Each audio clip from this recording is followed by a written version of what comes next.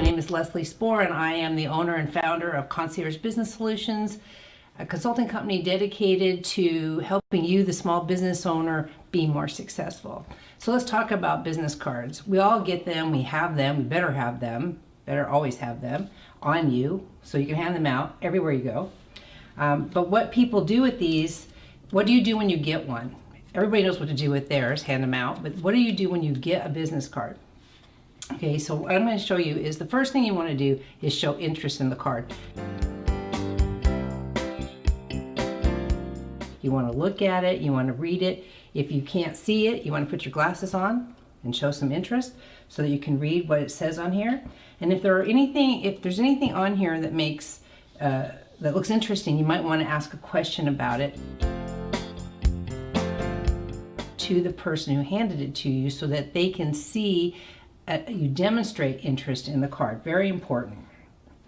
Second of all, you want to make notes on the card. If you're talking to the person and they say, oh, let's get together for coffee, or could you call me about your services, or anything that they say, you want to write on the back of the card. And one other helpful tip here is to make sure that you carry a Sharpie, because a lot of these cards will not accept ballpoint pen. So you want to use a Sharpie to write on the card. And the fourth thing to do is to email an acknowledgement, hopefully the same night that you got the card, but if not, the next day for sure, to the person that you have made a note on the card. So to say it was nice to meet you, I look forward to seeing you again, and when you want to schedule a meeting. So those are the 4 tips that are really important for business cards. And by the way, since we're talking about business cards, blank backs is a waste of space. If you're going to go to all the trouble of making a business card, at least take advantage and put stuff on both the front and the back. You could put a list of your services, you could put any kind of information here that will help you to convey what you do, because a lot of times a business card has your company name on it and it has your contact info, but it doesn't necessarily illustrate exactly what you do or what products you sell. So make sure that you take advantage of the back side of the card. And another helpful tip, which is, I'm giving you way more than the 4 I promised you, but another helpful tip on business cards is you can have a shiny front but have a flat back. Okay, a flat matte surface here, because then you can write on it a little easier. So the front can be shiny but the back should not. Just a helpful hint. So let's go over what do you do when you get a business card. Now there's 2 sides to etiquette, keep in mind. There is the etiquette of handing out a card, and there's the etiquette of receiving a card. And right now we're talking about receiving a card. So let me just recap those for you. I want you to show interest. Somebody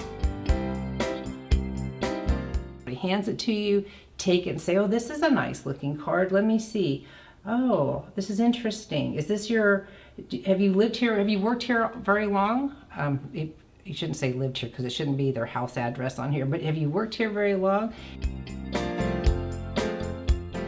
And what do you do there? And how do you get new clients? And what is your perfect client? And what you want to show interest and ask questions in the card. So that's 1 and 2. Show interest and ask questions.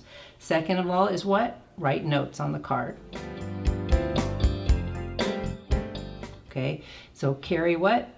A Sharpie, because a pen won't work most of the time. And finally, email an acknowledgement and go ahead and set up your follow-up meeting so that you can leverage this card to the best of its ability.